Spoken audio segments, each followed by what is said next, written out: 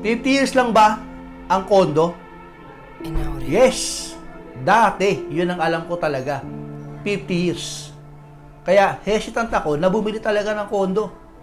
Pero alam nyo ba na hindi pala talaga 50 years, kundi perpetual ownership ang ibibigay sa'yo kapag ka bumili ka ng condominium. Yan yung maliwanag. At yan ay nasa batas ng ating bansa na hindi 50 years ang pagkakaroon mo ng pagmamayari sa condominium. Yan ay perpetual ownership.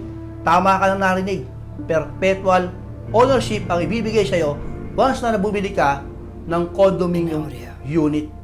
At alam nyo ba na si DMCI ay guaranteed na 100% na magbibigay sa'yo ng perpetual ownership once na nag-purchase ka ng kanilang kondo. Yes, totoo ang narinig mo. Yun nga yun, mga kakondo. 100% guaranteed ibibigay sa iyo ni DMCI na perpetual ownership once na bumili ka ng condo unit.